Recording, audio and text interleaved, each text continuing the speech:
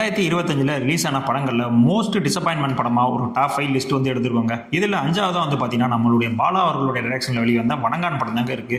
அதிக எதிர்பார்ப்புல ரிலீஸ் ஆன அந்த படம் கண்டிப்பா மக்களுடைய எதிர்பார்ப்பை எந்த விதத்திலுமே வந்து பூர்த்தி செய்யாம அஸ் யூசுவல் ஒரு பாலா படம் அளவு கூட இந்த படம் இல்லாம ரொம்பவுமே வந்து ஒஸ்டா எடுத்திருந்தாங்க.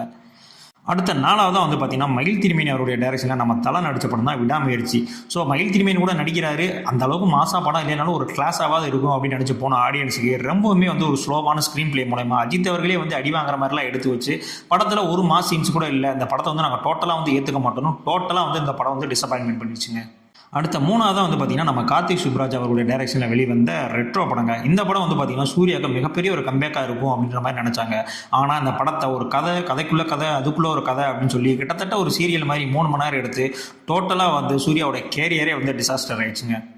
அடுத்த 2வதா வந்து பார்த்தீங்கன்னா நானும் அவரும் கிட்டத்தட்ட 35 வருஷத்துக்கு அப்புறம் ஜாயின் பண்ணுறோம் அப்படின்னு சொல்லிட்டு மணிரத்னமும் கமலஹாசனும் 2 பேரும் சேர்ந்து தக் லைஃப் அப்படின்ற மாதிரியான ஒரு படத்தை வந்து ரிலீஸ் பண்ணாங்க. ரொம்ப எதிர்பார்ப்பு இருந்துச்சுங்க. ஆனால் அந்த படம் பார்த்தப்ப தான் தெரிஞ்சு இந்த படத்தை பார்க்கறதுக்கு நம்ம வீட்லேயே சும்மா இருந்துடலாம் அப்படின்னு சொல்லிட்டு அந்த அளவுக்கு ஒரு ஒஸ்டான ஸ்க்ரீன் பிளே எடுத்து ஏன்னா அந்த படத்துக்கு வந்தோம் அப்படின்ற மாதிரி யோசிக்க வச்சுட்டாரு மணிரத்னம். அடுத்த ஃபர்ஸ்ட்டாக வந்து பார்த்தீங்கன்னா நம்மளுடைய லோகேஷ் கனகராஜ் அவர்களுடைய டைரக்ஷனில் வெளிவந்த கூலி படம். இந்த படத்துடைய ஹைப் எதிர்பார்ப்பு வந்து பார்த்தீங்கன்னா ரொம்பவுமே வந்து அதிகமாக இருந்துச்சுங்க. இந்த படம் எல்சியூவில் இருக்குமோ டைம் ட்ராவலில் இருக்குமோ அப்படி இப்படின்னு ஏகப்பட்ட பில்டப்ல ஆடியன்ஸ் எல்லாருமே வந்து எதிர்பார்த்துட்டு இருந்தப்ப சப்பையா வந்து ஒரு ஸ்கிரீன் பிளே மூலியமா வந்து இந்த கதையை வந்து இவ்வளவுதான்ப்பா அப்படின்ற மாதிரி கொடுத்துட்டாங்க.